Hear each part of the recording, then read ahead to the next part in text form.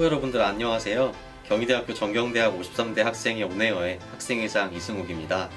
온에어는 올해 한 해 여러분들이 지난 시간 동안 못 받으셨던 권리부터 지금까지 쌓여있었던 전경대 현황까지 정말 다양한 문제를 여러분과 함께 해결해보고자 합니다.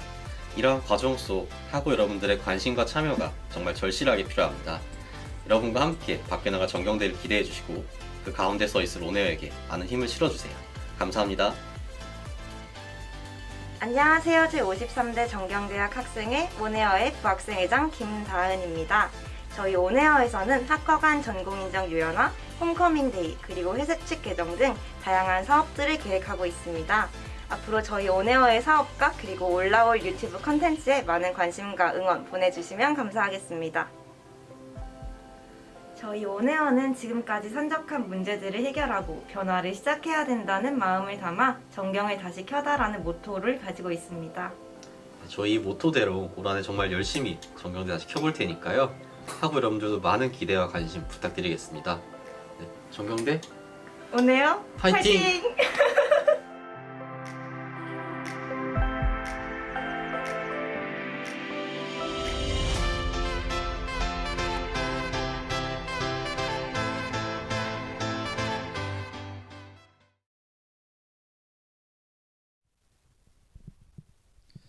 학우 여러분들 안녕하십니까? 저는 제53대 전경대학 학생회 교육국장 권기조라고 합니다. 네, 저희는 지난 10월 학술제 공고문을 시작으로 금일 11월 5일 오늘까지 학술제 결실을 맺는 날인데요. 그와 동시에 치열한 경쟁을 뚫고 다자토론 대회에 진출하신 세 팀도 역시 같이 결실을 맺는 상황이라고 볼 수 있겠습니다. 네, 저희는 저희 오늘 토론 주제에 대해서 일단 설명드리겠습니다. 주제는 청년 취업 시장의 미래에 대해 논하고 청년 취업 정책을 제시하라입니다. 그리고 이 주제는 각 팀의 1차 발제문을 바탕으로 진행될 예정입니다. 대회 진행에 앞서서 참여팀 소개를 먼저 해드리겠습니다. 참여팀은 총 3팀이며 웰컴 제너레이션 팀, 빨간 상어 팀, 청취자 팀으로 구성되어 있습니다. 자, 이제 제가 토론의 방식에 대해서 설명을 하도록 하겠습니다. 네, 토론의 방식은 1부 각 팀 입론 각 5분을 할 예정이고요. 2부 각 팀의 교차 토론을 할 예정입니다. 마지막으로 3부는 각 팀의 최종 발언으로 이 학술제 다자 토론 대회를 끝마치게 되겠습니다. 네, 자, 그럼 이제 제가 거두절미하고 입론을 시작하려고 합니다. 입론 순서는 웰컴 제너레이션 팀, 빨간 상어 팀, 청취자 팀 이런 이 순서대로 진행되며 앞서 말씀드렸듯이 입론 시간은 5분입니다. 자, 그럼 이제 바로 웰컴 제너레이션 팀의 입론부터 들어보겠습니다.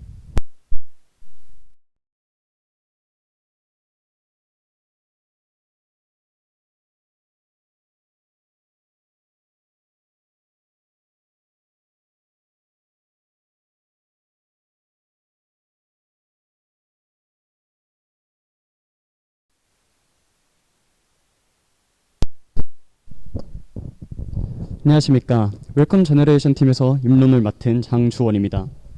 저희 팀에서 제언하는 취업 정책에 대한 제언의 슬로건은 다음과 같습니다. 바로 고용 창출, 양질의 일자리로 전환, 과다한 격차 해소입니다. 이와 같은 세 가지 정책 과제가 충족되는 과정에서 시너지 효과가 발휘되며 정책의 실효성이 담보됩니다. 세 가지 정책 과제를 아우르는 전반적 청년 취업 정책에 대한 제언으로는 우선 포괄적 고용 안전망 구축을 강력하게 주장합니다. 현재 청년을 비롯한 고용 창출 정책의 대부분은 채용 기업에 지원금을 주는 채용 장려금 중심으로 기업의 고용을 유인하는 데 한계가 있습니다. 벨기에가 로제타 플랜, 프랑스가 주 35시간제를 통한 고용 창출 과정에서 기업 인건비 부담 문제 해결 및 청년 고용 창출 효과 제고를 위해 선택한 방안은 지원금의 3배에 해당하는 범칙금 부여를 통한 도덕적 해이의 방지였습니다. 포괄적 고용 안전망의 내용은 다음과 같습니다. 첫째, 고용보험 가입 대상 확대와 더불어 실업급여 지급까지 포괄하는 전국민 실업보험제를 도입해야 합니다. 자발적 실업까지 급여 지급 대상으로 포함하고 특수고용 적용 대상 확대와 함께 고용보험 대신 실업보험으로의 제도 개편이 시급합니다. 기존 국민취업지원제도를 실업부조제로 전환하여 최초 실업자와 장기 실업자, 자영업자, 경력 단절자를 포괄하고 구직촉 진수당을 실업부조로 대체하는 것입니다. 실업급여 지급기간 확대, 소득 대체율의 상향을 통한 확충과 실업기간별 단계적 보완 방안과의 결합도 이루어져야 할 것입니다. 둘째, 고용책임제 도입 및 전국민 실업보험제의 연계입니다.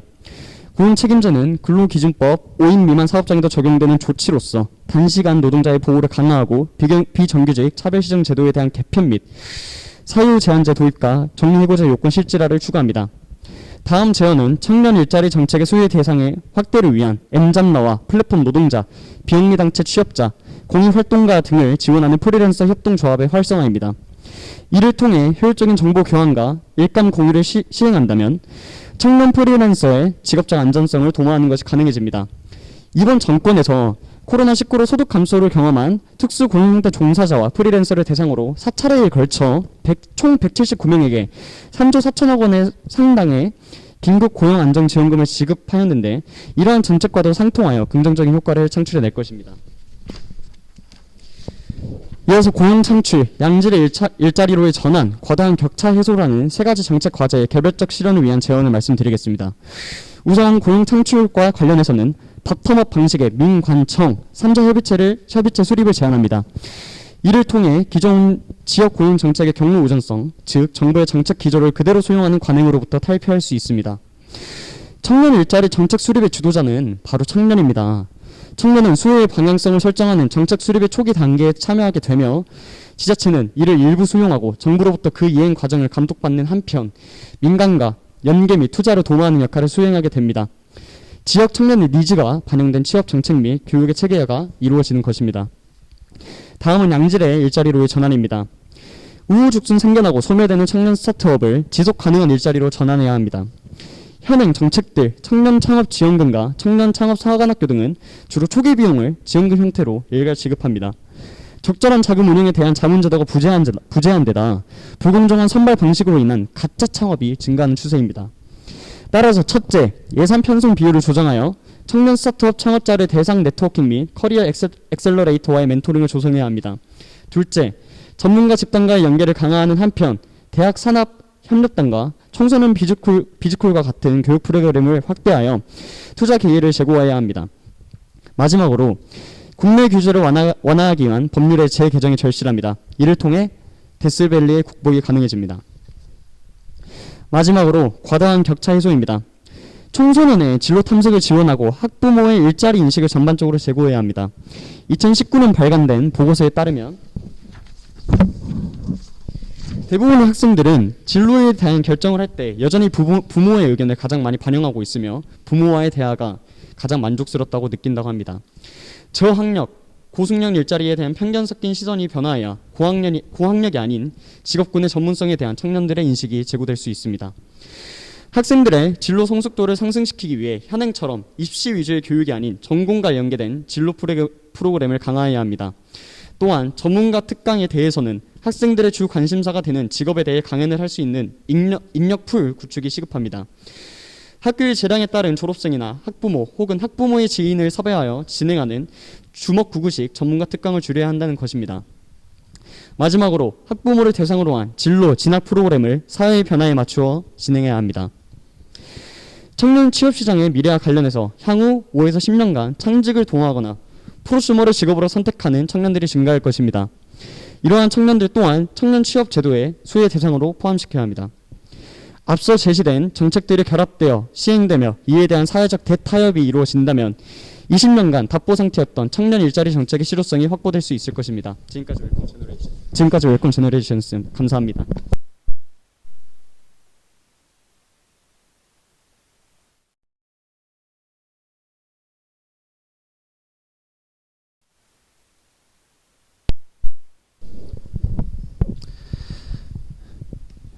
네, 처음 입론을 하셔서 긴장을 정말 많이 하셨을 것 같은데 그럼에도 불구하고 정말 훌륭한 입론을 해주신 것 같습니다. 제가 감히 입론을 정리해 보자면 웰컴 제너레이션 팀은 한 줄로 제가 정리를 해보자면 지속 가능한 청년 취업 시장의 그런 정책을 약간 실현하고자 하는 그런 역할이었다고 저는 생각합니다. 네, 그럼 바로 이어서 가도록 하겠습니다. 자, 이제 두 번째 입론 팀인 빨간 상어 팀 입론 시작하도록 하겠습니다.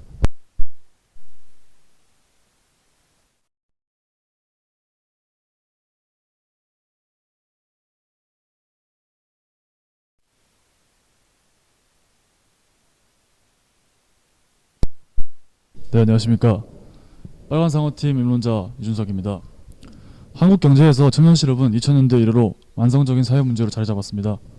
국내 기업은 채용 인원을 대폭 줄였고 2020년의 주요 고용 지표들은 98년 외환위기 이후 역대 두 번째로 악화되었습니다.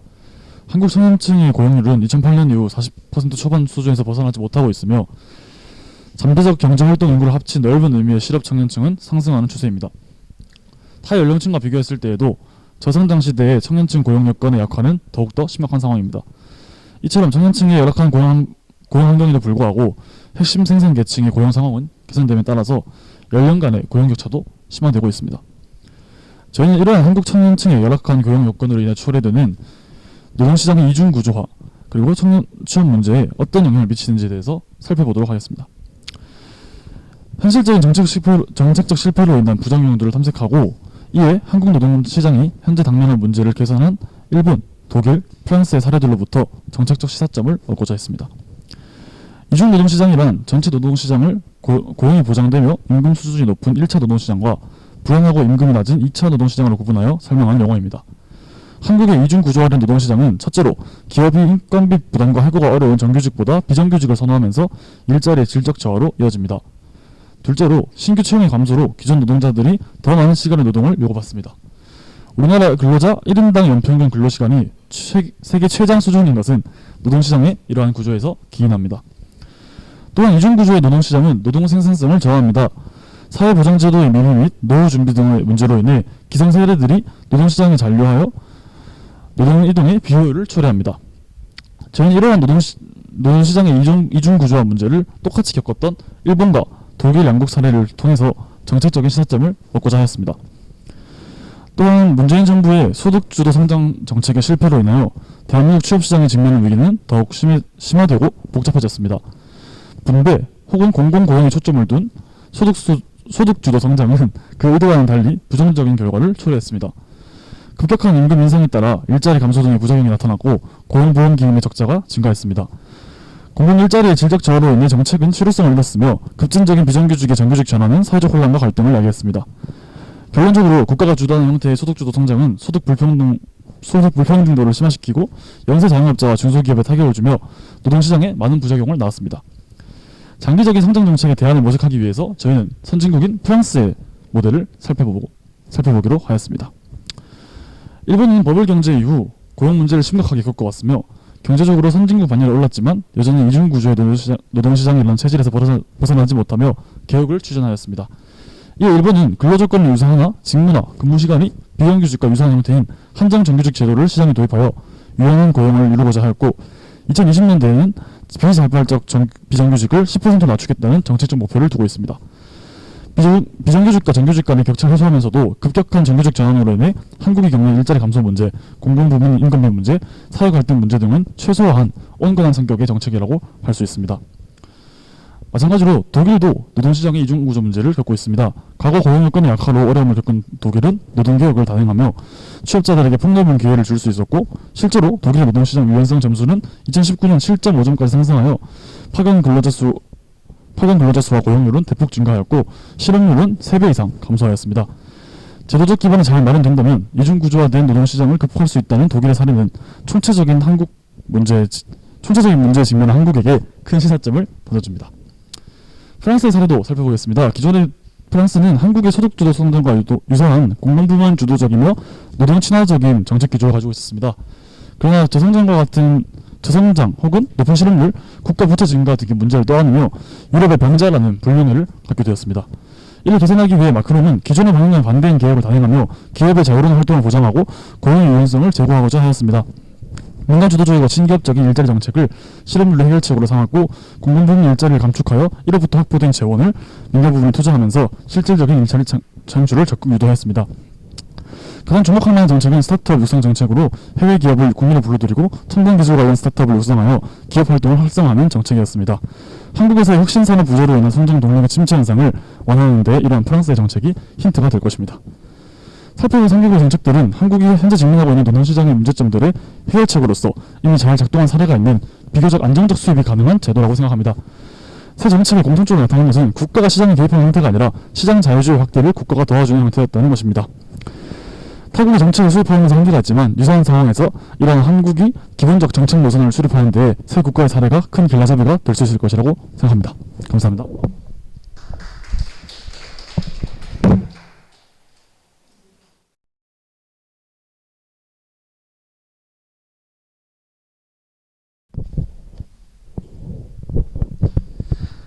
네, 두 번째 팀 빨간 상어 팀의 입론 잘 들었습니다. 제가 다시 한번 감히 정리를 해보자면 빨간 상어 팀은 한국의 이중 구조로 인한 취업 시장을 비판하였으며 이에 대한 해결책으로 다른 선진 국가의 사례를 예시로 들었다고 저는 정리를 했습니다.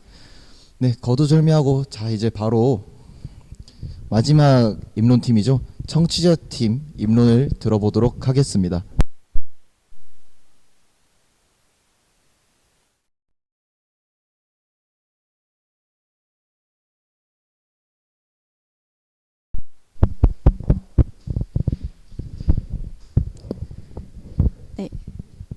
시작하겠습니다. 바늘구멍. 저희는 이 단어가 현재의 청년 취업 시장을 표현하는 가장 적절한 단어라고 생각합니다. 여러분 모두 스펙, 대외활동, 상반기, 하반기, 공채와 같은 단어를 들어본 경험이 있을 것입니다. 그렇다면 이 단어를 떠올리실 때 나도 무언가를 해야만 한다는 조급함이나 아무것도 이루지 못했다는 불안감을 느껴보신 적 있으십니까? 실제로 한국경제연구원의 조사 자료에 따르면 청년 10명 중 7명은 이 바늘구멍 취업문 앞에서 적극적인 취업 활동을 하지 않은 채 구직을 단념하고 있는 상태라고 합니다. 그러나 이러한 취업 빈곤의 문제를 해결하기 위해 정부가 제시한 정책은 미진한 효과를 드러내고 있습니다. 선행 연구를 검토하여 볼 때 고용 알선 서비스는 저숙련, 저임금 일자리에 편중되어 있으며 중소기업 연계 취업 시스템은 청년의 적절한 수요를 반영하지 못하였다는 평가를 받고 있습니다. 왜냐하면 청년들은 더 좋은 양질의 일자리에서 일하기를 원하기 때문입니다. 따라서 저희 팀에서 제시한 목표는 크게 두 가지입니다. 첫째, 맞춤형 매칭 시스템과 상담 시스템. 둘째, 질 좋은 일자리 알선입니다. 이러한 목표에 기반하여 저희는 유럽 EU의 청년 보장제 모델에서 기반한 한국형 청년 보장제 정책을 제안하는 바입니다. 이 두 가지의 목표를 모두 아우르면서도 저희 정책 모델의 가장 큰 특징은 바로 거버넌스입니다. 청년, 정부, 기업, 학교가 연계된 거버넌스를 통해 구직자의 니즈를 면밀히 파악하고 개개인에게 맞춤형 일자리를 제공하는 것이 저희 정책의 핵심 축이라 할 수 있습니다. 이때 정부는 기업과 청년 구직자를 연결하는 다리의 역할을 하며 매칭을 위한 인력 및 지원금을 지급하는 역할을 하게 됩니다. 이제 구체적으로 첫 번째 정책 목표 측면에서 말씀드리겠습니다. 취업난으로 인한 고스펙화, 학령 기간의 증가 등은 청년들의 취업 준비 기간을 더욱 길어지게 만들었습니다. 이들은 취준 기간이 길어질수록 정서적으로 스트레스를 받으며 사회적, 경제적으로도 취준 기간의 증가는 큰 손실로 이어지게 됩니다. 또한 이로 인해 증가하는 니트족과 프리토족 등의 문제도 심각한 정책 과제입니다. 그러므로 저희 팀에서는 15세에서 29세 청년 구직자 중 4개월 이상 취업을 하지 못한 자에게는 기업과의 매칭 시스템을 통해 일자리를 제공하도록 하는 정책을 제안합니다. 또한 이때 지속적인 상담을 통해 청년의 정서적 안정을 도모하고 노동시장에서 소외된 구직 단념자와 니트족 등을 끌어올려 생산성 향상에 기여할 것입니다. 기존 정책에서도 구직자와 기업의 매칭 시스템은 존재했습니다. 하지만 구직자의 니즈를 반영하지 않은 채 단순히 일자리를 제공하는 데에만 그쳤고 그마저도 영세한 기업 위주로 진행되었기 때문에 청년들의 정책 만족도는 매우 낮은 수준이었습니다.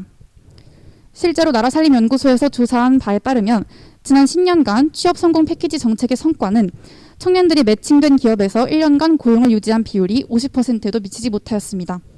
저희는 한국형 청년 보장제가 이러한 미스매칭을 타개할 수 있는 적절한 정책이라고 생각합니다.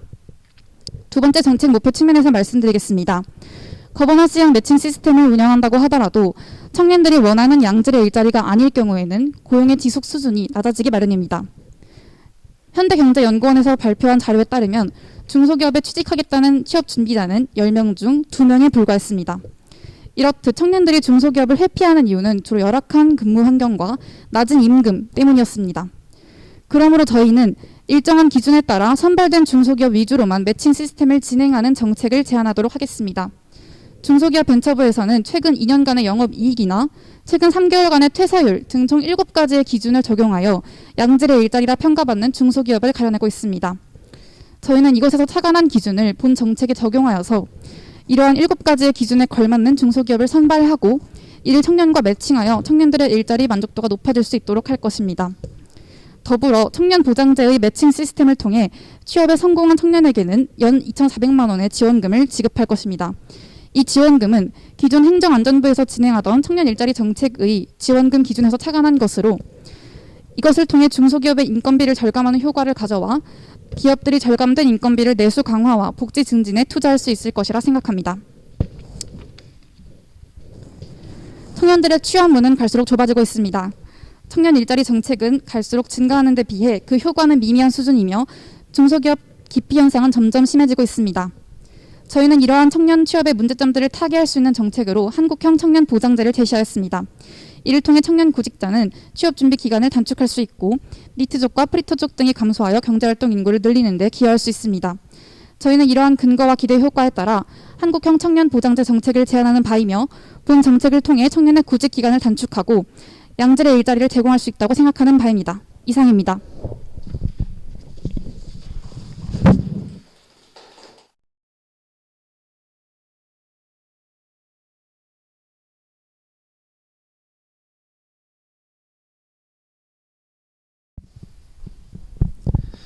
네, 마지막 입론팀이었죠. 청취자 팀의 입론까지 잘 들었습니다. 청취자 팀은 실제 사례를 중심으로 약간 조사를 한 느낌이 들었어요. 뭐 맞춤형 매칭 시스템 이런 거를 위주로 주장을 하신 것으로 저는 보았습니다. 자, 이제 어느덧 1부가 끝났습니다.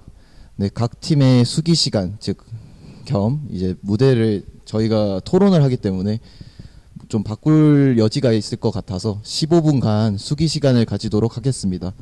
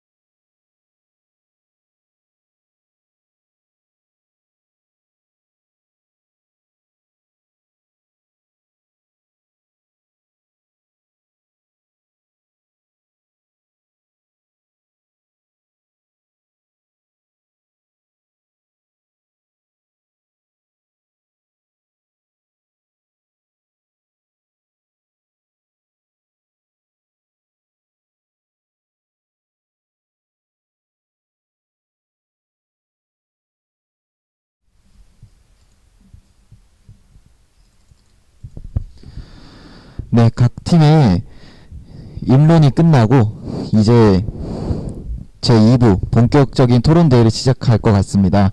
저희가 시작할 2부는 교차 토론입니다. 각 팀 세 팀 중 두 팀이 나와서 서로 주도권을 가지고 4분 동안 교차 질의를 하는 시간이라고 이해를 하시면 되겠습니다. 네, 저는 바로 아까 입론을 진행하였듯이 거두절미하고 바로 이번 첫 토론 진행팀이죠. 청취자 팀과 빨간 상어 팀 두 팀 바로 입장해 주시면 감사하겠습니다.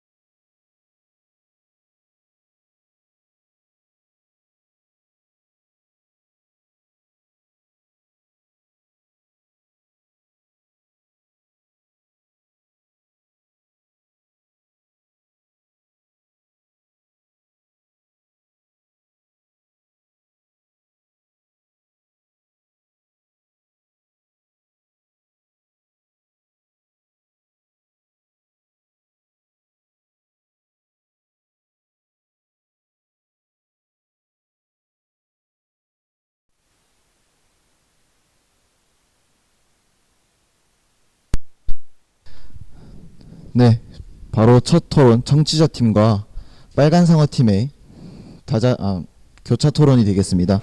첫 번째로 주도권을 가지는 팀은 청취자 팀이며 지금 바로 시작하겠습니다.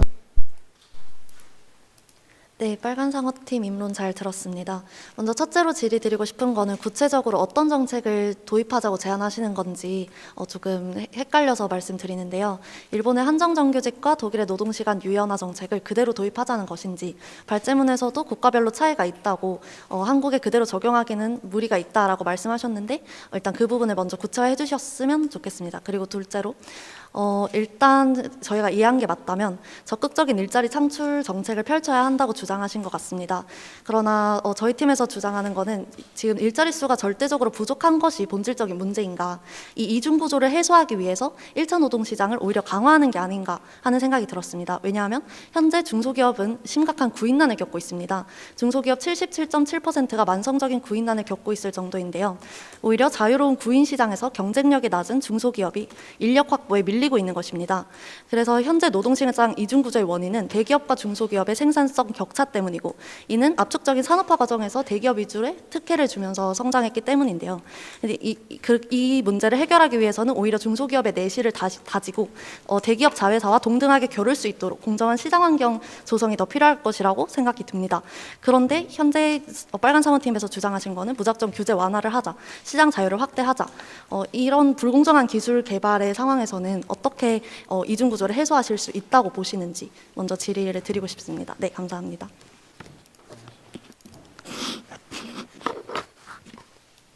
얘기하면 되나요? 일단 그 질문을 앞서 하신 일본 얘기랑 프랑스 이야기 좀 하자면, 저희가 일단 제안하는 바는 그러니까 일단 저희가 첫 번째 제안한 거는 한정 정규직 제도 자체 도입이 맞습니다. 사실상.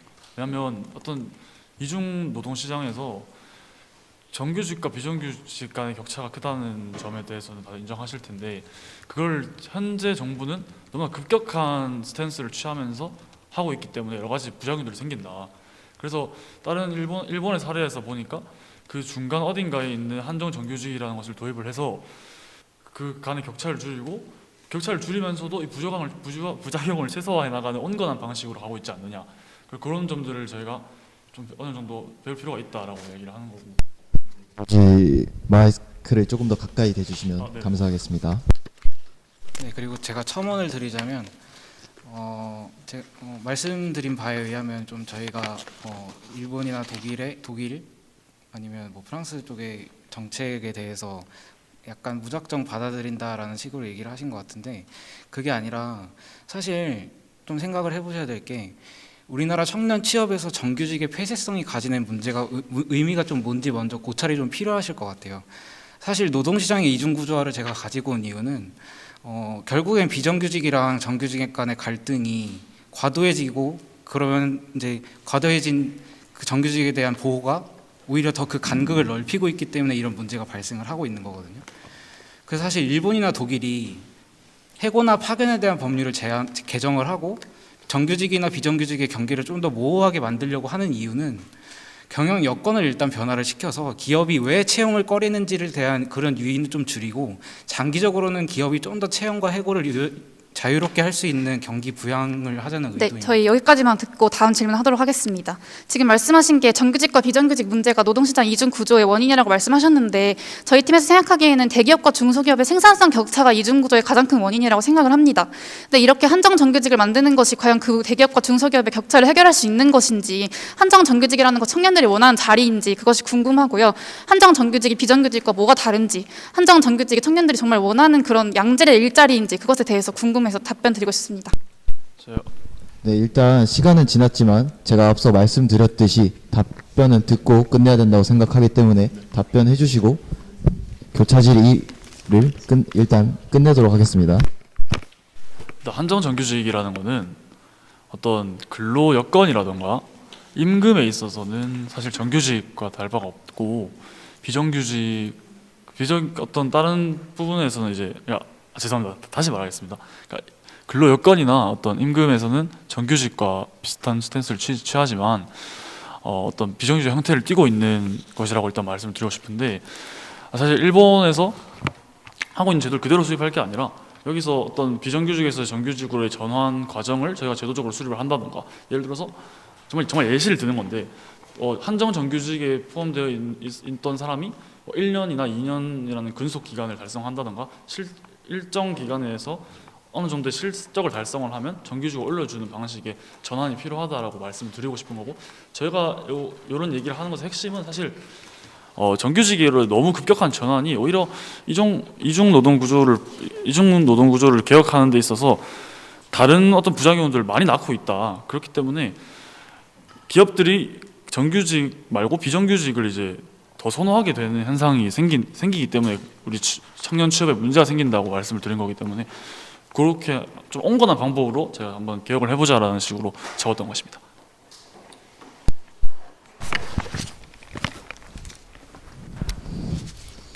네, 청취자팀의 주도권 교차 질의가 끝났습니다. 네, 지금 바로 이어서 빨간 상화팀이 청취자팀에게 하는 주도권 교차 질의를 바로 시작하도록 하겠습니다.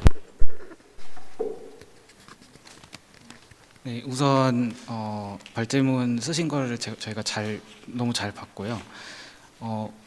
그 제안하신 거를 보면 정책 대상자 산정 통지 방법, 거버넌스 체계를 마련하고 청년 센터의 프로그램과 중소기업의 대상 정책, 그리고 고용 촉진 지원금, 예산 마련에 대한 기대 효과 이런 것도 다 적어주셨는데, 결국에 이런 문제가 발생한 구조적인 문제 중에 하나가 노동법에 대한 개선 문제인데, 혹시 이런 부분에 대해서 고민을 해본 적이 있을까요? 그 어떤 부분에 노동법에 대한 그래서 제가 좀 설명을 드리자면, 사실 우리나라 법조 전문가들이나 경영자들의 입장은 좀 노동법의 개정을 조금 논의를 하고 있는 추세인데, 사실 우리나라 노동자 2명 중에 1명은 실질적으로 노동법의 보호를 받지 못하고 있는 상황이거든요. 그게 왜 그러냐면 택배 노동자나 대리운전, 카카오택시, 보험설계사, 최근 대법원 판례도 많이 나오고 있는데 학습지 교사 사건도 유명하고, 이러한 특수 고용 노동자나 원천 고용주를 만나지 못하는 하청 근로자, 그리고 5인 미만 사업장에서 일하는 근로자들까지 고려하면 대략 980만 명 가까이 된다고 나와 있거든요. 이거는 노동청에서 추산하기를 우리나라 근로자가 약 2천만 명 정도 되는데 무려 절반에 달하고 있어요. 그래서 사실 이걸 말씀드리는 이유는 요즘에 들어서야 국회에서도 이러한 노동법의 개정이나 논의에 대해서 입안이 이루어지고 있는 상황인데, 마련해 오신 정책의 취지가 결국엔 좋지만 결국 이러한 구조적인 문제를 해결하지 않은 상태에서 정책을 제안하게 되면 얼마나 실효성이 있을지, 이런 지속성이 좀 얼마나 될지 결국에 정부가 또 바뀌면 단발성에 그치지 않을지 좀 제가 궁금해서 이런 걸 고민해 본 적이 있는지 좀 궁금했습니다. 네, 우선 답변 드리겠습니다. 저희가 생각하는 노동시장의 문제점은 지금 말씀해 주셨던 그런 저숙련 일자리의 그 문제점에서 노동법 개정을 말씀해 주셨는데, 저희가 생각하기에는 저희는 그런 일자리조차 갖지 못하는 청년들을 중점을 두고 있는 것입니다. 일자리가 아예 갖지 못하고 그런 작은 일자리조차 없는 청년들에게 이 시스템을 통해서 매칭을 하고 그 청년들에게 하나하나 일자리를 제공함으로써 사회적 경제적인 손실을 막고자 하는 것이 저희의 목적이고, 그 청년들을 네, 그 여기까지 듣겠습니다. 네. 이 정도 충분히 같고요. 두 번째 질문으로 넘어가겠습니다. 여기 기대효과 이번에 청년센터와 대학을 중심으로 한 파트너십 및 장단식의 강화 제시를 해주셨는데요. 여기 수도권 일자리 쏠림 현상을 적극적인 일자리 연결로 해결할 수 있다고 이제 제시를 해주셨어요. 근데 수도권의 일자리가 쏠리는 원인은 근본적인 원인은 그 지방의 양질의 일자리가 없는 것이고 일자리 양이 부족하다는 것이라고 저는 생각을 하는데요. 왜냐하면 지방에 양질의 일자리가 있으면 굳이 연계를 해주지 않아도 양질의 일자리에 몰리게 될 것인데 지금 현실은 그렇지 않기 때문에 말씀을 드리는 겁니다. 그래서 제가 생각하기에 이 일자리 연계는 미봉책에 불과한 것 같고 지방의 근본적인 산업 경쟁력을 높여가지고 절대적인 일자리 양을 늘리고 일자리의 질을 확충하는 것이 중요할 것 같은데요. 이에 대해서는 어떻게 생각하시는지 답변 듣고 싶습니다. 양질의 일자리 말씀을 하셨는데, 그러한 이유에서 저희가 중소기업을 일정한 기준을 두고 뽑겠다라고 말씀을 드린 거고요. 그러한 입장에서 양질의 일자리를 더 구축시키겠다라고 말씀을 드린 것입니다. 그러면 이 일자리 쏠림 현상을 통해서 이 그 지방 수도권 일자리 쏠림 현상을 일자리 연계를 통해서 해결할 수 있다고 보시는 거예요? 네, 그렇습니다. 왜냐하면 지금 제가 여기 발제문에 썼던 네네. 청년센터가 거기까지 하고 질문 하나 더 하겠습니다. 그 지방으로의 분산을 어쨌든 하셔야 한다는 얘기인데, 그러면 여기 나와 있는 하면 사실 기업이 이걸 해가지고 얻을 수 있는 이윤적인 측면이 전혀 없다고 저는 보거든요. 기운이 아니라 기업은 왜 여기 참여해야 됩니까? 기업이 이 제시하신 거에 참여해야 할 이유가 있을까요? 네, 지금 거버넌스 주체를 어떻게 파악하고 계신지 모르겠는데 그 부분 먼저 설명드리도록 하겠습니다.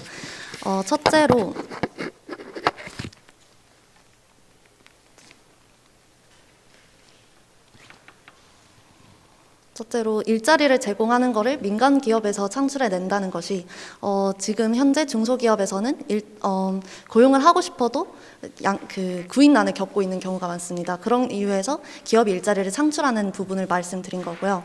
정부는 네, 추가로 저희가 써놓은 대로 보시면 일자리 알선을 받은 그 기업에게는 연 2,400만 원의 지원금을 주겠다라고 말씀을 드렸는데요. 그러한 입장에서 중소기업은 인건비를 아낄 수 있기 때문에 더 내수 강화에 집중할 수 있는 그런 방안이 될 것이라 생각합니다. 첨언 하나만 하겠습니다. 지금 저희가 말씀드렸던 것이 기업이 왜 여기에 참여하셔야 하냐고 말씀하셨는데, 기업은 당연히 참여를 해야 됩니다. 왜냐하면은 기업이 참여했을 때 대기업과의 그 차이가 줄어드는 것은 그 말씀하셨던 노동시장의 이중구조를 해결하는 거에도 도움이 되고 이 중소기업의 경쟁력 강화에도 도움이 되기 때문에 당연히 기업은 참여를 할 수밖에 없습니다. 네, 이상으로 빨간 상어팀의 주도권 교차 질의를 마치도록 하겠습니다. 이상으로 청취자 팀과 빨간 상어팀의 상호 교차 토론이 끝났는데요. 잠시 자리 교체 시간 2분을 가지고 다음 토론을 진행하도록 하겠습니다.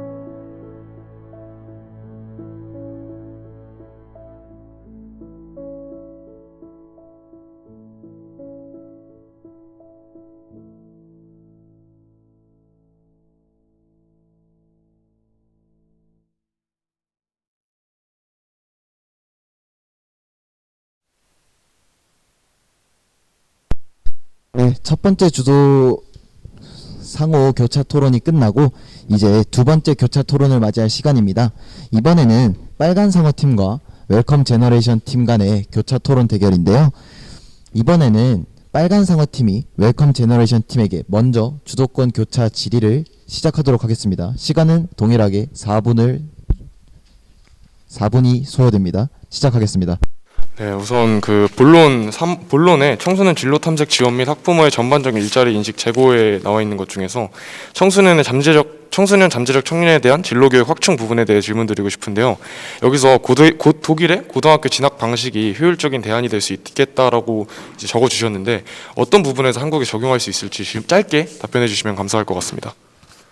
네, 최대한 짧게 말씀드리도록 하겠습니다. 독일 같은 경우에는 고등학교 진학 당시에 학생의 적성과 흥미 그리고 학생이 어떤 스페셜티를 가지고 있는지 다 학교에서 상담을 합니다. 그래서 그에 따라서 뭐 도제 학교를 갈 수도 있고요. 그냥 우리와 같은 인문계, 실업계에 진학할 수도 있는데요.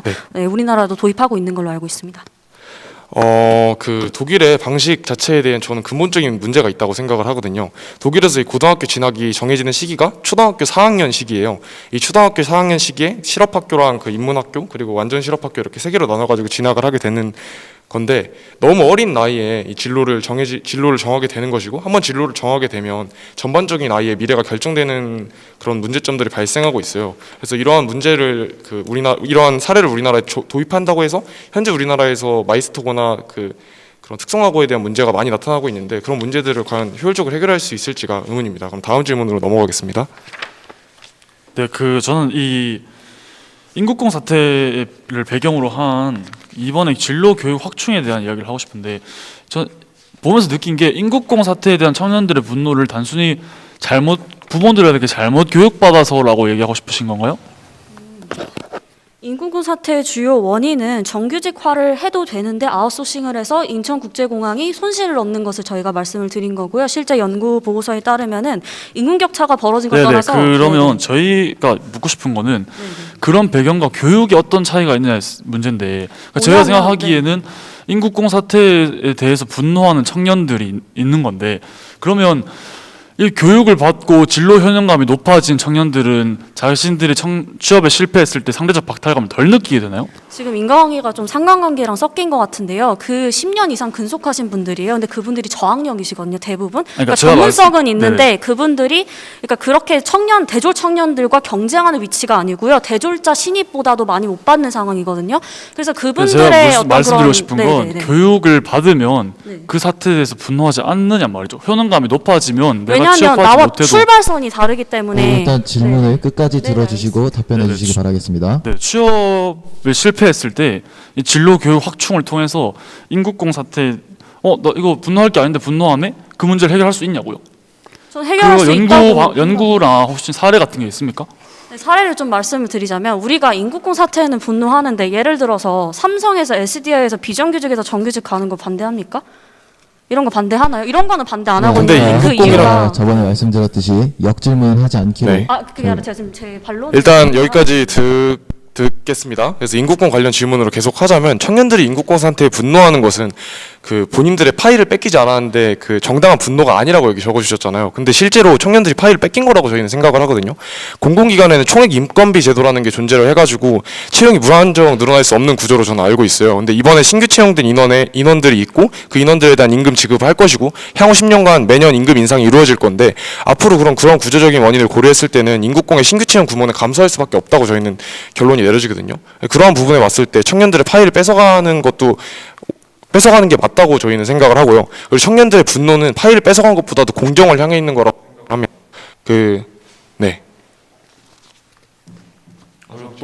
또 한마디만 더 말씀드리자면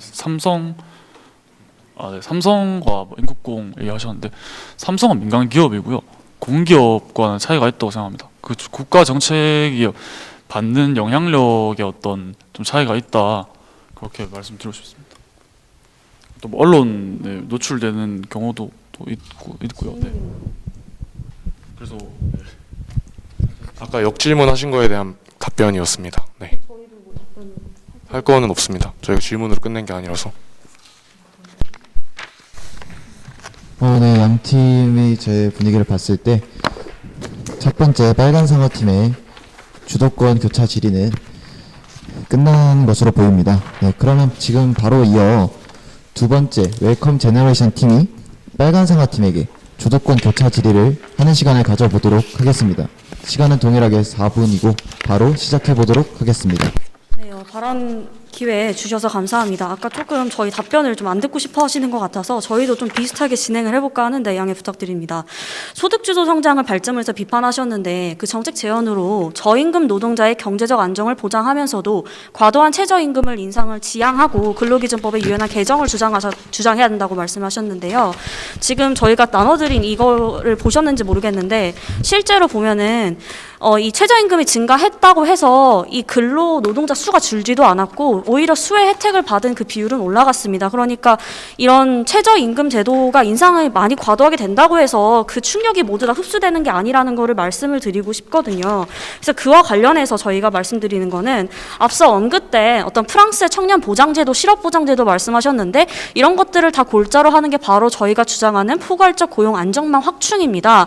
그러면 이거는 소득주도 성장도 아니고요. 노동시장 이중구조 격화도 아니고 그렇지만 독일의 하르츠 개혁 말씀하셨던데 그거랑은 조금 대립하는 지점이 있습니다. 왜냐하면 사업장에서 5인 이하 사업장의 경우에는 그거를 고용보험 같은 걸 적용하자는 얘기거든요. 그럼 이것에 대해서 반대하십니까? 포괄적 고용 안전망?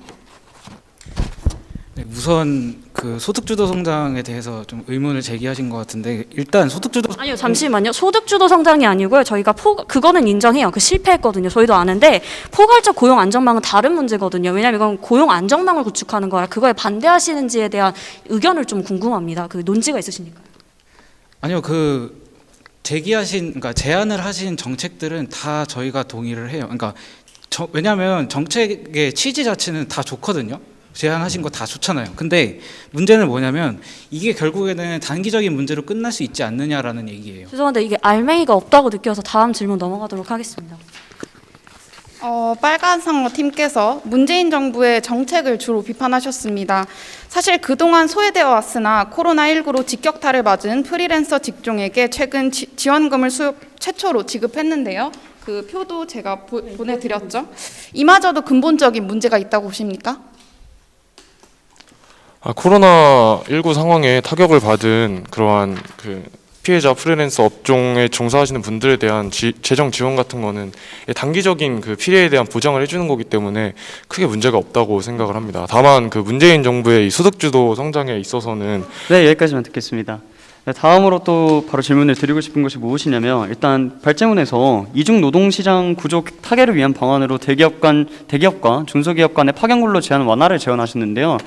근데 소위 위험의 외주화가 가속화되면서 최근 들어서 저학력 고숙련인 파견 근로 노동자들이 푸대접을 받고 최근 KT 사태에서도 보시면 아시겠지만 본사 직원의 무성의한 관리 책임을 하청 직원한테 전가하는 등의 문제가 발생을 했습니다. 현재 이중 노동시장 구조와 미흡한 고용 안정만 하에서 이와 같은 일자리 유연화 정책은 이명박 정권의 청년 인턴 늘리기나 아니면 현 정권의 문재인 정부의 일자리 쪼개기만큼이나 위험한 것이 아닌지 좀 여쭙고 싶습니다.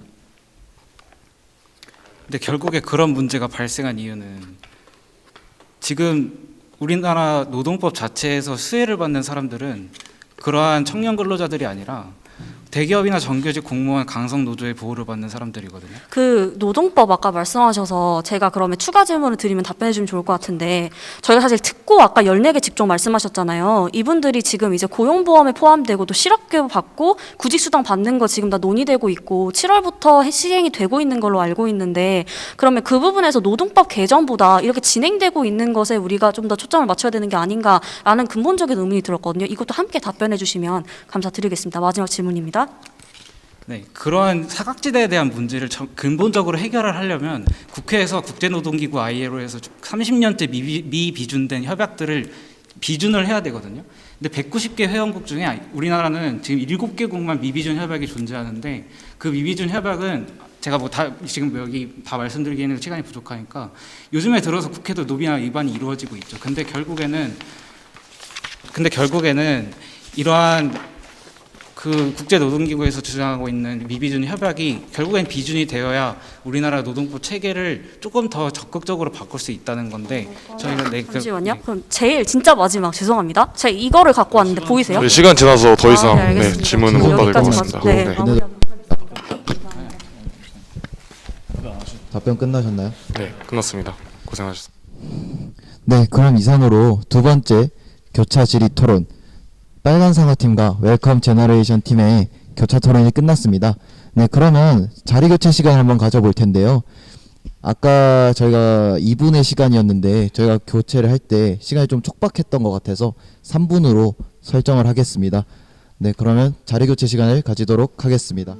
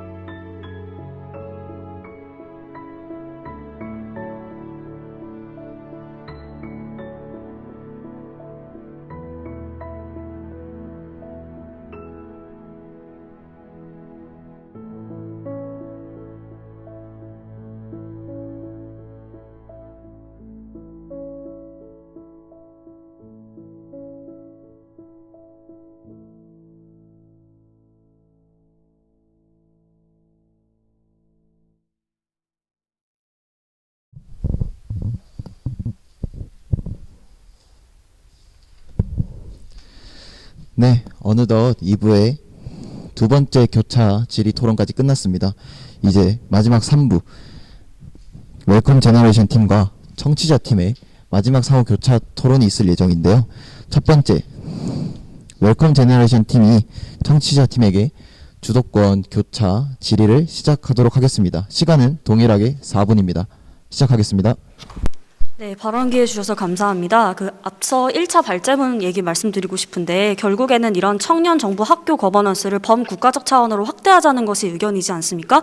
근데 이 이후에 지자체의 청년 센터에게 일을 맡긴다는 게 저희가 좀 궁금했던 게 기존의 정책 기조랑 다른 게 없지 않는지 그 부분에 대해서 답변해 주시면 감사드리겠습니다. 네, 지역주도형 청년 일자리 사업을 어떻게 이해하셨는지 궁금하지만 저희가 먼저 설명을 드리자면 현재 행안부에서 실시하고 있는 거는 지역 안에서 청년들이 일자리를 찾을 수 있도록 중소기업의 일자리를 창출해서 고용 장려금을 주는 것입니다.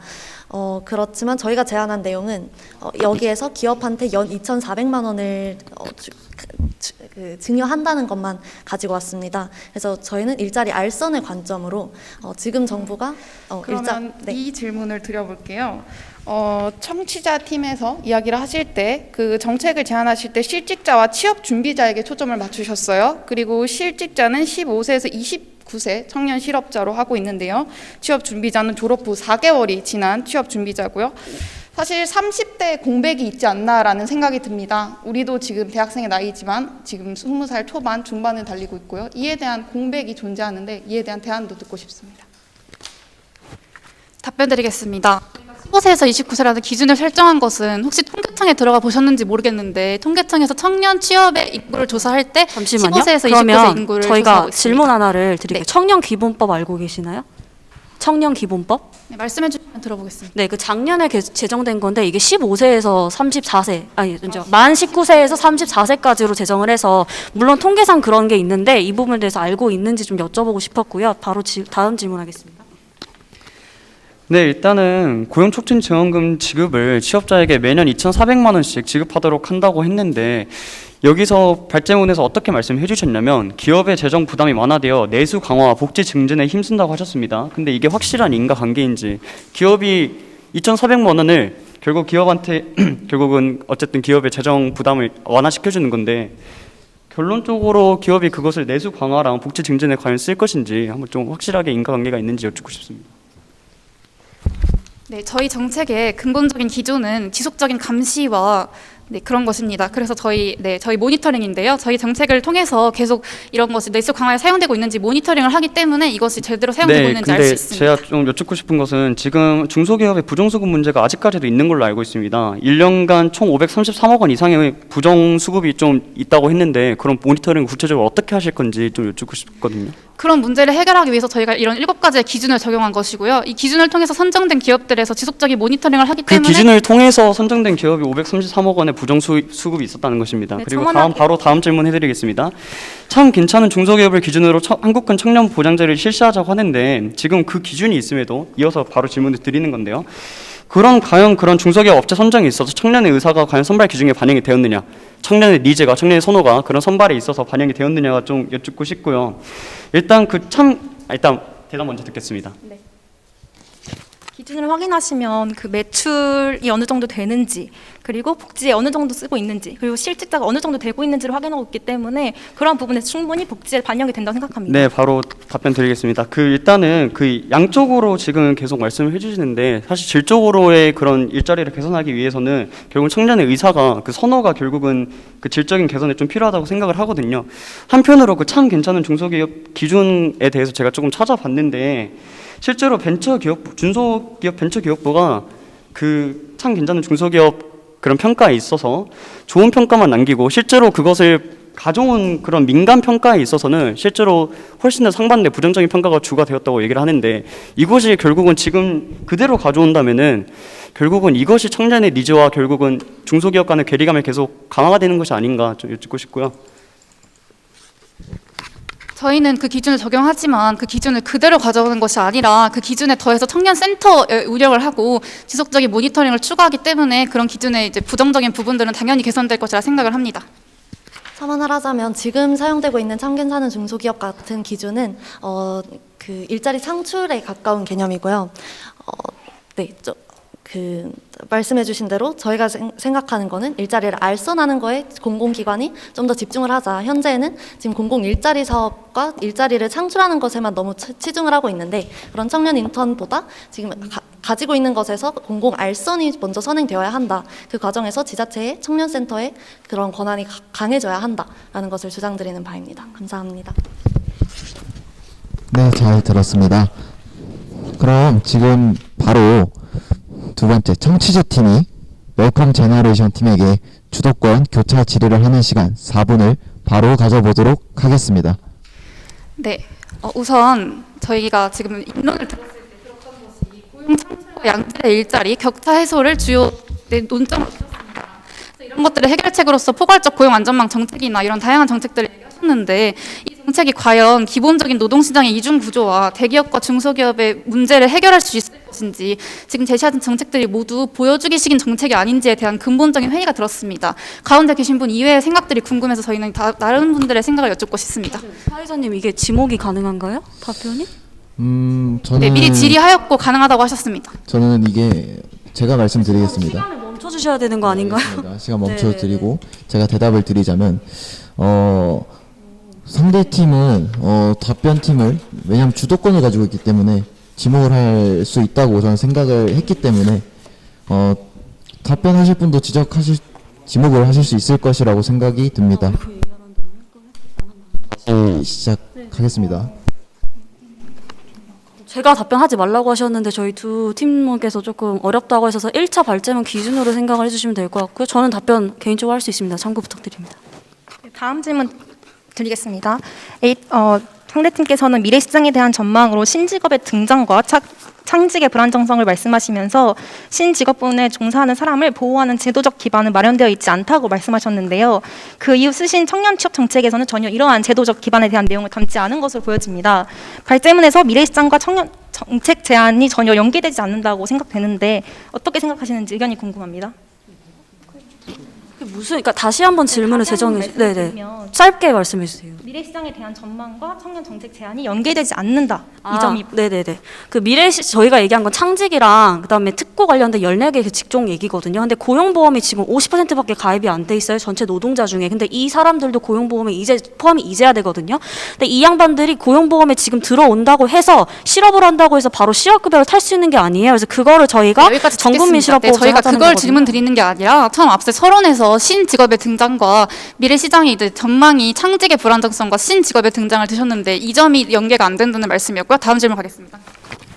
네, 말씀드린 앞선 질문과 비슷한 맥락을 하고 있기 때문에 비슷한 준비하셨던 답변 해주시면 될 것 같은데요.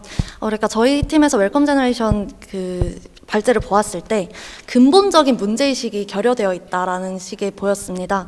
그러니까 지금 주장하고 계신 게 고용 창출을 해야 되고 양질의 일자리를 만들어야 되고 격차를 해소해야 되고 그렇기 때문에 협의체를 만들고 일자리 전환해야 되고 인식 변화를 해야 하며 그 전망에는 포괄적인 고용 안전망이 구축되어야 한다. 이런 식의 주장만 있고 현실적인 본질적인 문제의식이 무엇인지 결여되어 있기 때문에 원인에 대한 파악이 조금 부족하신 걸로 느껴졌는데 혹시 본질적인 원인이 무엇이라고 생각하시는지 여쭙고 싶습니다. 본질적 원인은 내가 비정규직이든 정규직이든 내가 하고 싶은 일을 하든 하지 않든 근데 하지만 이 사회가 나를 보장해 주는 거거든요. 그래서 아까 얘기했던 고용보험이나 어떤 포괄적 고용 안정망 자체가 내가 실패를 할 수 있는 기회를 만들어주는 건데 청년들이 지금 실패할 수가 있나요? 다 성공만 해야 되잖아요. 여기까지 듣겠습니다. 과도한 격차 해소를 줄이기 위해 청소년기에 하는 진로 교육을 제안하셨는데 이것이 대체 왜 도움이 되는 것인지 전혀 이해가 되지 않으며 지금도 충분히 중고등학교 교육 과정에 진로 교육이 들어가 있고 상대팀에서도 각 전공에서 무엇을 배우는지 적성 검사를 통해 나에게 맞는 적성이 무엇인지 확인하셨을 텐데 지금 상대팀께서 제안하시는 진로 교육이 취업 정책으로서 실효성을 가지고 있는지 질문드립니다. 일단 실효성 관련해서는 서교연 보고서고 이게 정부 용역 보고서라는 점 말씀드리고 싶고요. 실제로 학생들이 얘기한 거는 왜 우리는 자꾸 아버지 친구분이 변호사로 나와가지고 강의하고 나는 프로파일러가 왔으면 좋겠는데 왜 이런 것들을 마련하지 않느냐는 얘기거든요. 상대팀께서 발제문에 쓰신 걸로는 학부모가 나와서 강의를 하신 걸로 쓰셨더라고요. 네, 그게 잘못됐다는 얘기를 저희가 썼는데 아마도 맥락 파악을 좀 잘못하신 것 같습니다. 네, 근데 지금 저희가 질문 드리는 근본적인 것이 그 진로 교육이 과연 일자리 개선에 어떤 도움이 되냐는 말씀이고요. 이게 대체 왜 도움이 되는 것인지를 모르겠을 뿐더러 현재 지금 하고 있는 거라는 말씀을 드리는 겁니다. 하고 있는 거랑 뭐가 달라진다는 건지 여쭤보고 싶습니다. 저희 시간 없지만 답변은 가능하죠, 사회자님. 네, 그럼 답변 좀 길게 드리도록 하겠습니다. 현행에서는 내가 원하는 진로가 뭔지 홀랜드 검사 정도 하고 그리고 학생들에게 진로 교육을 실시하는데요.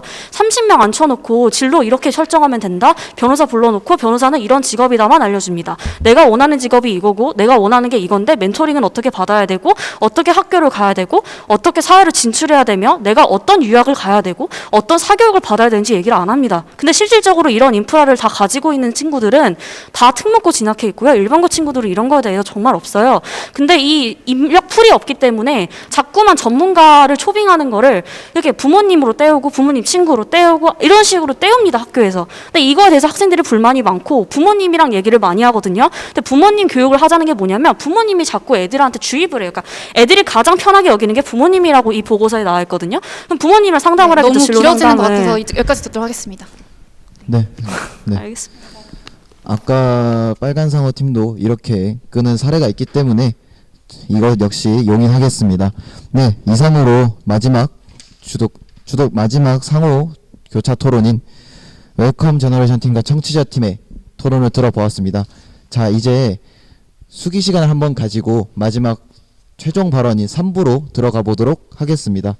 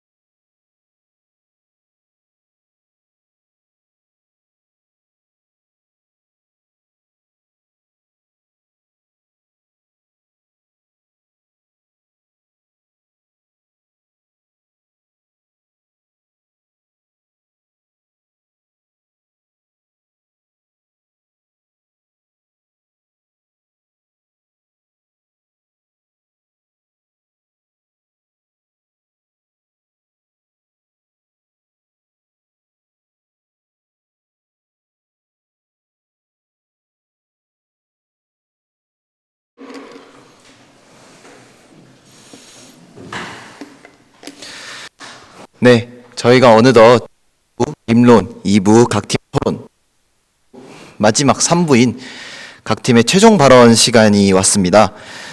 네, 최종 발언은 아까와 임론의 구성과 동일하게 진행될 예정이지만 시간은 3분이 주어질 예정입니다. 네, 그러면 웰컴 제너레이션 팀이 최종 발언의 첫 팀인데 우선 웰컴 제너레이션 팀 임론을 진행해 보도록 죄송합니다. 임론이 아니라 최종 발언을 진행해 보도록 하겠습니다.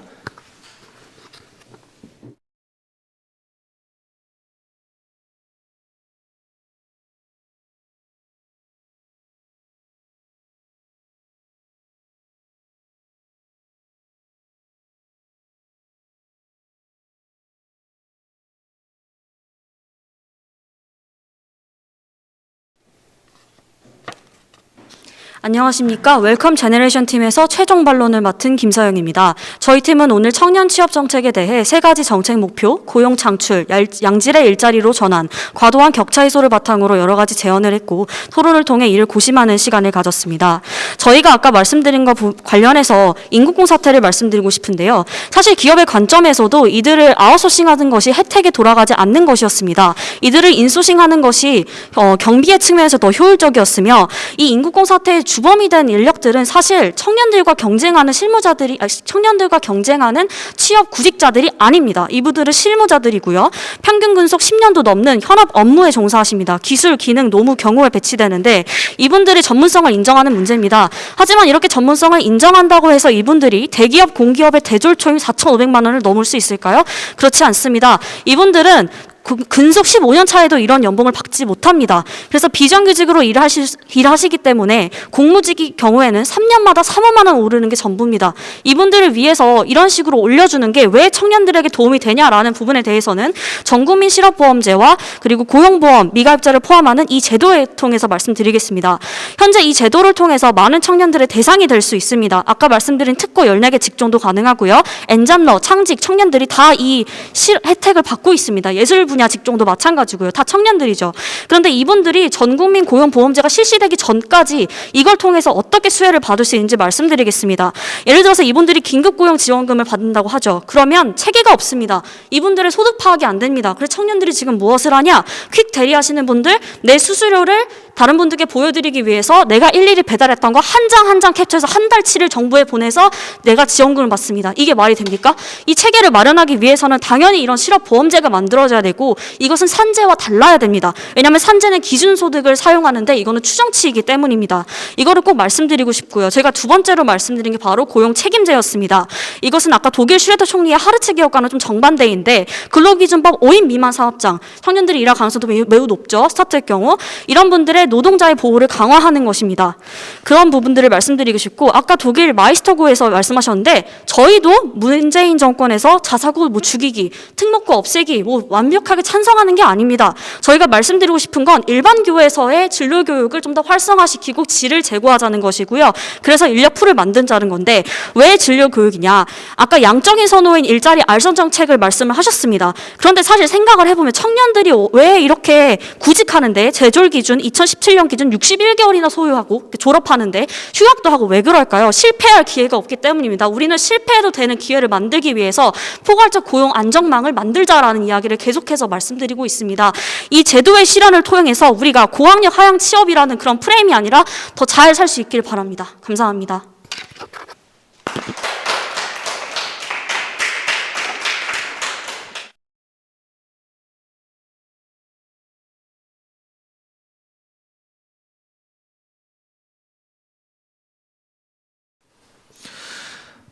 네, 웰컴 제너레이션 팀의 최종 발언 잘 들었습니다.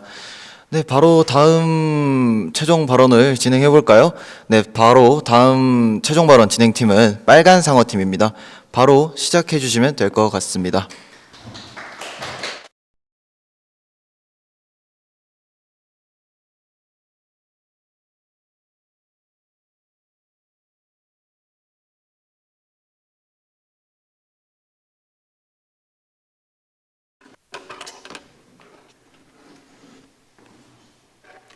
네, 안녕하십니까.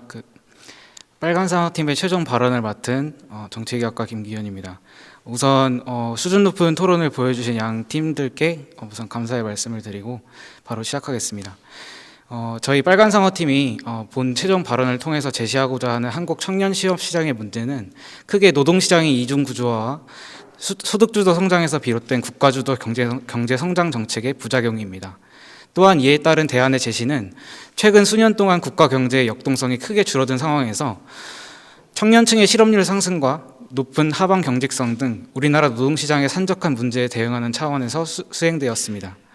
또한 성장 위주의 경제 성장과 자본주의의 고도화로 생긴 한국 노동시장의 구조적 문제와 국가 중심의 소득주도 성장의 정책적 실패로 인해서 생긴 현실적인 문제에 대한 돌파구를 다른 선진국 모델에서 찾고자 시도하였습니다. 이에 작금의 대한민국 경제 상황과 유사한 여러 어려움을 겪었던 과거 일본, 독일, 프랑스의 개혁 사례들을 저희가 찾아보면서 국내 노동시장의 도입에 대한 적실성도 검토하였습니다. 앞선 두 조와의 토론에서 질의도 받은 부분이지만 일본의 사례에서 주목해 볼 만한 제도로 저희가 한정 정규직을 언급을 했습니다. 이러한 개념의 근본적인 목표는 노동 격차의 해소이고 문재인 정부가 앞서 비정규직의 정규직 전환을 통해서 노동 안정을 꾀했는데 이에 대해서 역차별이나 오히려 청년 취업층의 취업 및 노동 의욕을 꺾는다는 비판을 피할 수가 없었습니다. 한 계층의 청년들을 단순히 다른 계층으로 옮기는 것만으로는 격차를 해소하는 데 한계가 있습니다. 그래서 노동자들을 단순한 이분법적 구도로 보는 것이 아니라 그 중간층으로의 점진적인 이동을 통해서 중위 노동자 계층의 재생산을 유도하는 일본의 정책은 노동시장의 구조적 한계를 벗어난 우리나라의 유연한 고용을 가능케 할 것이라고 생각합니다. 또한 1차 노동시장과 2차 노동시장뿐만 아니라 대기업과 중소기업의 격차 문제도 질의를 받았었는데 프랑스의 적극적인 스타트업 육성 정책을 통해서 우리나라도 민간 주도의 일자리 창출을 케이스 삼아서 4차 산업혁명 시대의 새로운 산업구조로의 전환과 산업 역량을 밑으로부터 달성할 수 있다고 사료됩니다. 앞선 두 조의 현실적인 정책 제안 취지에는 공감하는 바이나 저희는 조금 방향이 달랐습니다. 저희가 가장 중요하게 여기는 것은 대한민국 취업시장의 근본적인 개혁입니다. 우리나라도 굶은 문제를 해결하려면 저임금 노동자의 안정을 먼저 보장하고 자유로운 이직과 채용을 가능케 하도록 초기업적인 제반 마련이 절실하게 필요합니다. 끝으로 일자리 창출 모델 구축에서 가장 중요한 것은 노동 생산성의 예측과 확보, 그리고 경제정책을 추진하는 초기의 정부 역할, 그리고 다국적 기업들이 국내 기업과 자유롭게 시너지를 낼 수 있는 환경을 만드는 일입니다. 지금까지 청년 취업 시장에 대한 대한민국의 경제 정책은 대부분 정부의 역할이 비대화된 상태로 이루어져 왔습니다. 하지만 이제는 이러한 구조를 탈피하고 정부가 기업과 시장의 역할을 확대할 수 있는 근본적인 혁신을 시도해야 한다고 생각합니다. 이상으로 최종 발언을 마치겠습니다. 감사합니다.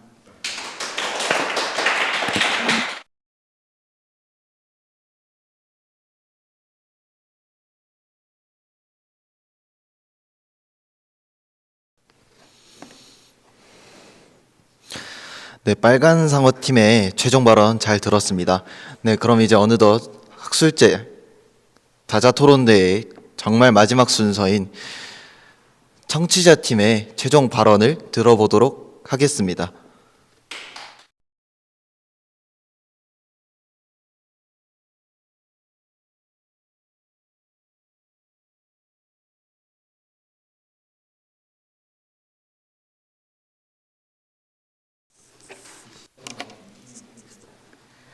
네, 청취자팀 최종 발언을 맡은 오지은입니다. 저희의 주장을 한 문장으로 요약하도록 하겠습니다.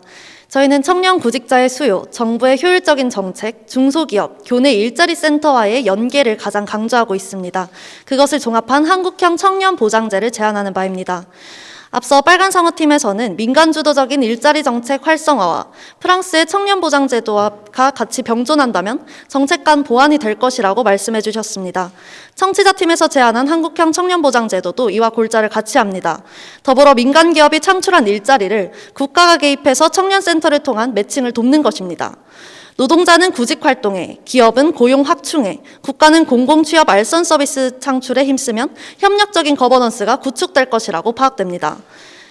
앞서 웰컴 제너레이션 팀에서는 기존의 교육유도 정책과 차이점을 질문해 주셨습니다. 저희 팀에서 강조하고 싶은 것은 주체 간의 통합입니다. 청년센터도 막대한 예산을 들어 220개를 설치해 놓은 상태이고 현재 상담을 진행하고 있지만 청년의 참여율은 굉장히 저조한 상황입니다. 국가는 근시안적인 일자리 확충을 위해서 공공 일자리 정책만 확대하고 있습니다. 산발적인 정책을 센터 중심으로 하나로 모아서 거버넌스를 구축해야 한다고 생각합니다. 본 정책의 의의를 정리해서 말씀드리겠습니다. 첫째, 현금성 지원 정책이 주가 되었던 기존의 청년 정책에서 탈피하여 청년의 수요를 최대한 반영한 비현금성 지원 정책이라는 점에서 의의가 있습니다. 둘째, 기존에 수많은 예산을 투입하고도 별다른 효과를 보지 못한 청년센터와 중소기업 정책 등을 활성화시킬 수 있습니다. 셋째, 중장기적인 상담 지원을 통해 기존 정책에서 괄시되었던 청년의 정서적인 지원을 도모할 수 있습니다.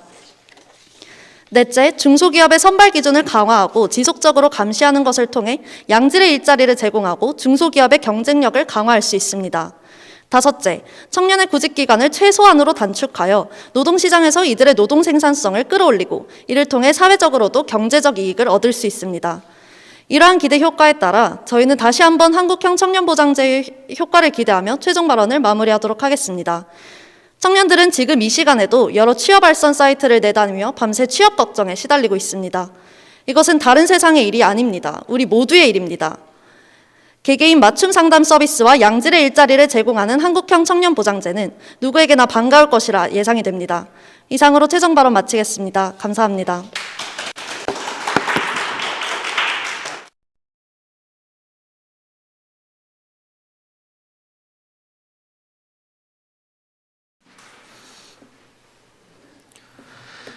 네, 마지막으로 청취자 팀의 최종 발언까지 잘 들었습니다.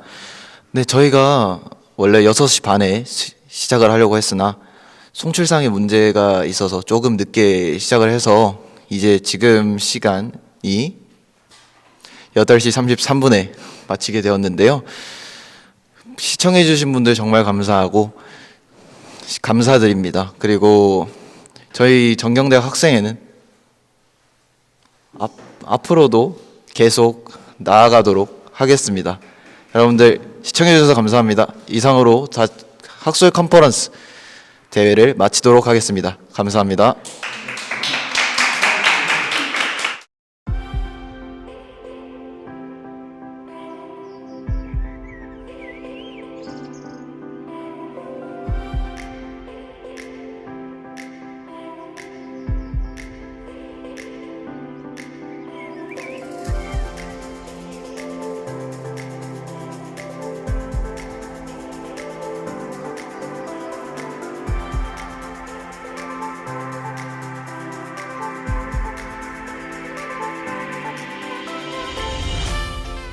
학우 여러분들 안녕하세요.